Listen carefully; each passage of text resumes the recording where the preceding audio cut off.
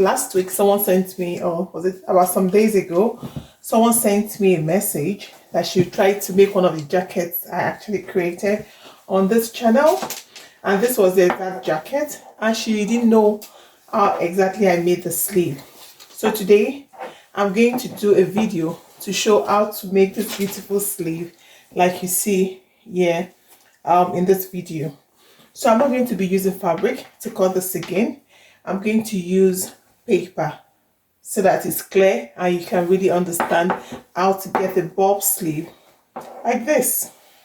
Okay, so to be able to cut this sleeve, I'll need my paper, I'll need my paper scissors, I'll need my marker, I need my tape rule, okay, and you may also need a ruler.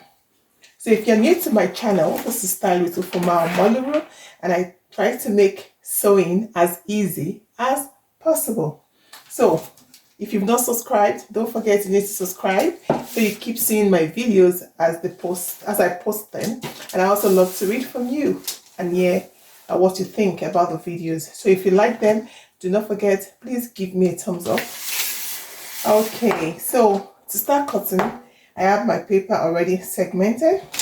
So what you need to do first is to get the length of your sleeve that you want. Okay, like for this particular sleeve I made for this jacket, it was a 3/4 sleeve, about 17 inches long. Okay, so it depends on how long. Okay, sorry, 19 inches long. So it depends on how long you want it. So the first part of the sleeve, what you want to do is to get the fitted part, which stops just right on top of the elbow. Then this other side that completes it. So this should not be too short. That's the fitted part of your sleeve. It shouldn't be too short or it shouldn't be too long. So it should just be appropriate. So what I did for mine was I cut this 13 inches in the first instance. So you want to get your fabric or your paper. It depends on you. So if it's a paper, you want to fold like you're going to cut a regular sleeve. Okay, so that's my paper I'm folding now on the table. So you want to measure the initial length of the sleeve. So for me or for you, it can be 13 inches or 14 inches to start with. So from the top to about 14 inches, I'm going to get my marker. I'm going to just mark that. So that's 14 inches. All right. So now we'll get the ruler. And we're going to rule so we can have a straight line. Yeah, so now I've ruled that. So what I want to do is cut the part I don't need. And this part I don't need is still going to come in handy. So you don't want to throw that away. Okay, you want to keep that aside. All right, so this is for the sleeve, for the upper sleeve. So I'm going to measure that. I'm going to be using a size 10 measurement. So I'm going to get the round sleeve, which is about 11 or 12 inches. Okay, at that point. Then as it tapers down, I'm going to make that 11.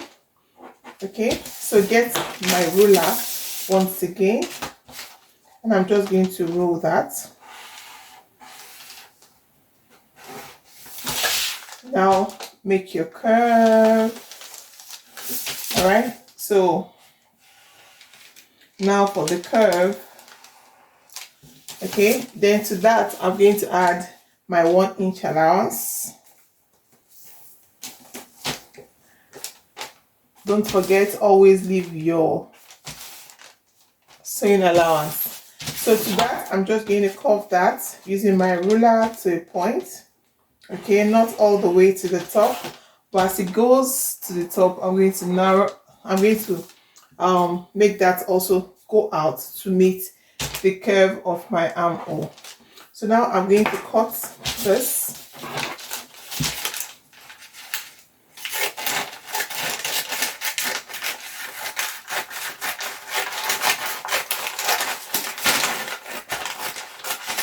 Yeah, so that's my sleeve.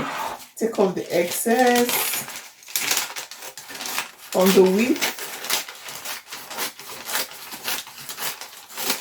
Okay, so there we have the top of our sleeve. That's the sleeve, the fitted part.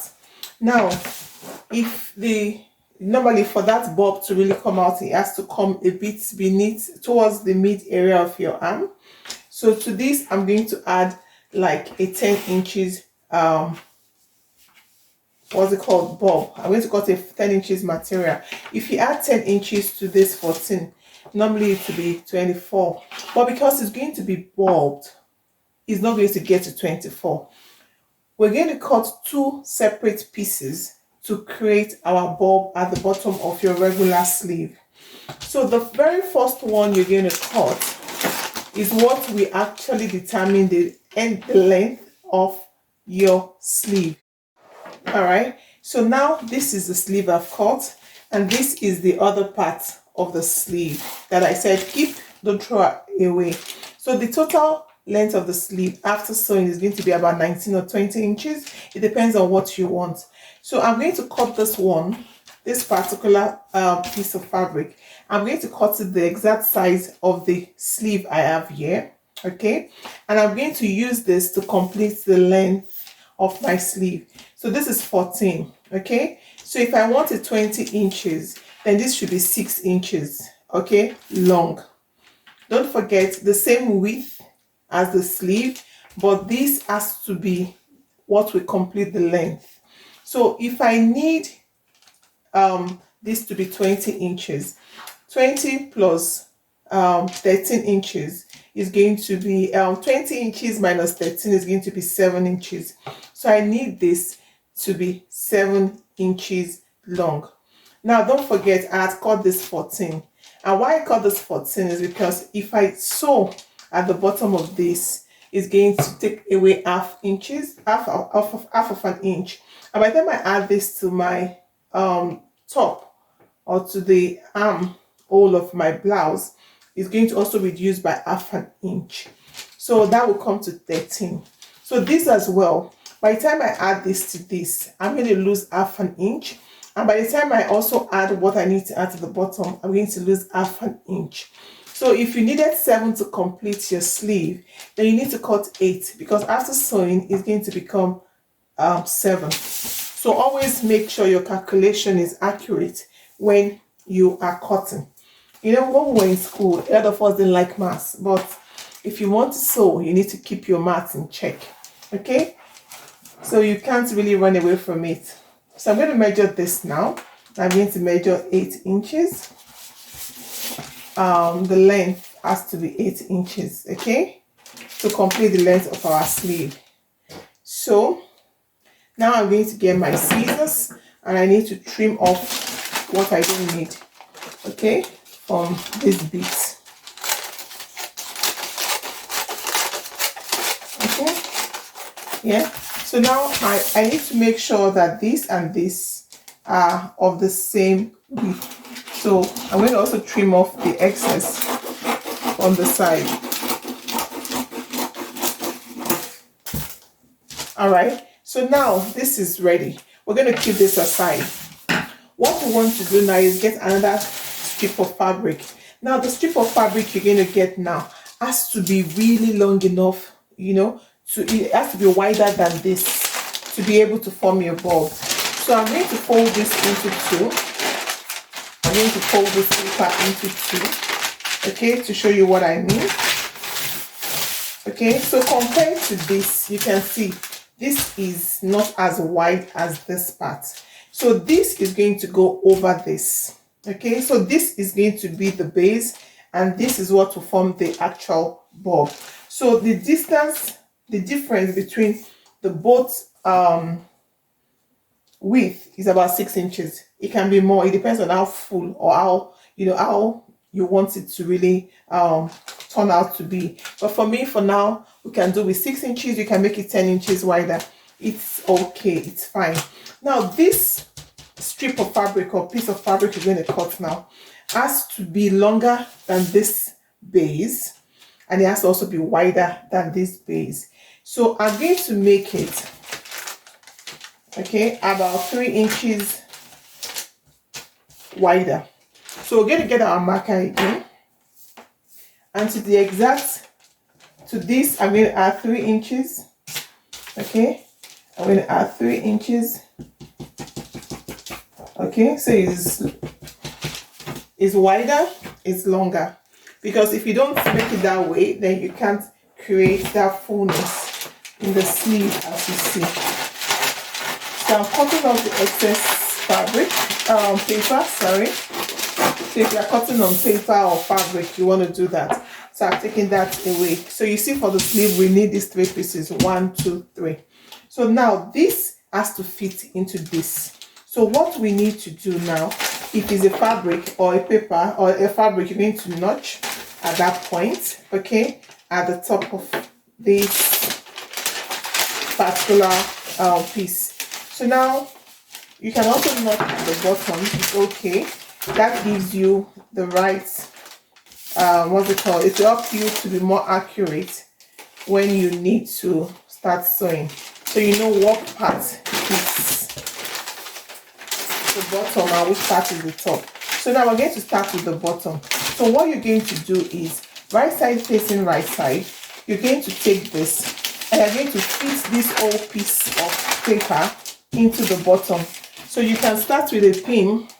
You can make it like a gather, okay? And you just pleat this in at the bottom.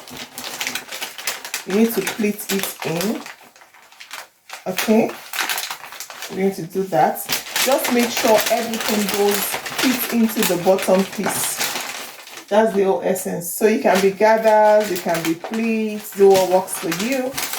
Just make sure it all goes in.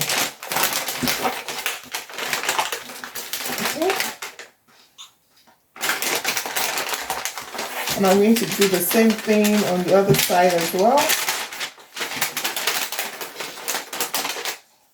It doesn't matter how big or small your pleat is. The most important thing is make sure the one at the bottom all goes in.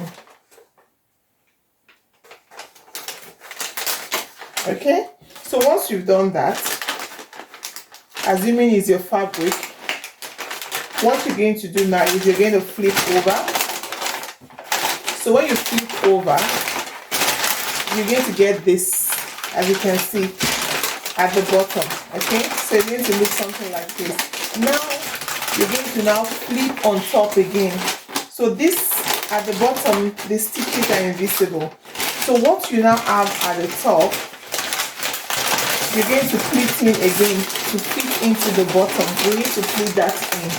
It's a bit stiff and noisy. So I'm going to start at the middle. Okay, so the notched point to the notched point, like you can see. So at this middle, I'm going to do like a kissing pleat because you need to make it proportionate, because this part is what is going to be visible to the eyes. So I'm going to pleat from one side. I'm just going to do like a box pleat. I've done the first pleat. Okay, now I'm going to fold the other side as well. So it's going to be a kissing pleat. The pleat is going to be facing each other.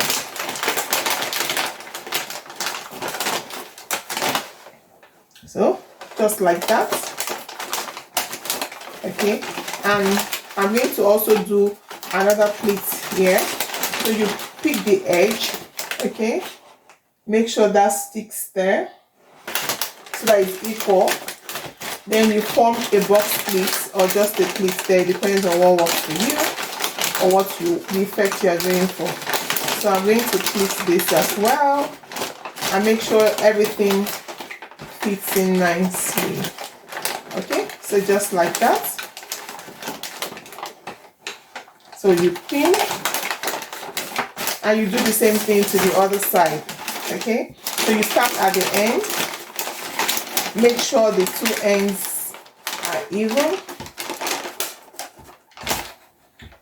Get your pin. Then you also create another pleat here, another box pleat at the end.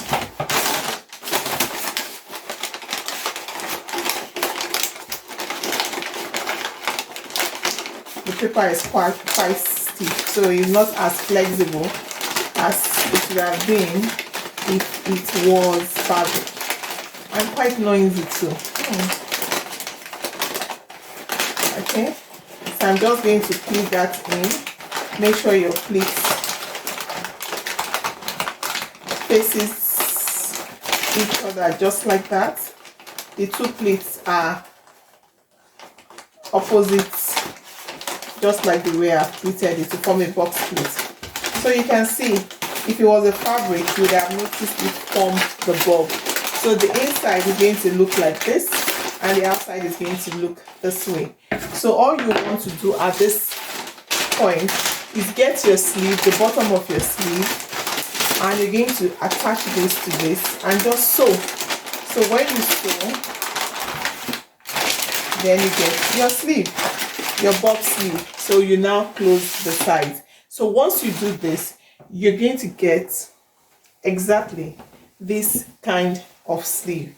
So if I turn it inside out, you're going to notice, okay, what's the effect that is the same.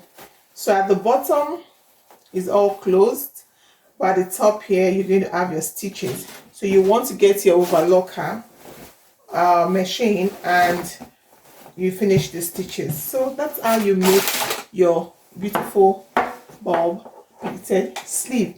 And one note of caution as well is, if you want the sleeves to be this raised, then it's always better to use a fabric that is a bit stiff and not too soft, because if it's stiff like satin, scuba fabric, or something stiff, organza, something that would just, you know, stand on its own, if the fabric is too soft, you won't get the same effect. So that's it for today's class. If you liked my video, please do not hesitate to give a thumbs up. And till I come your way next week, it's bye from me. And don't forget, subscribe and turn on your notification bell.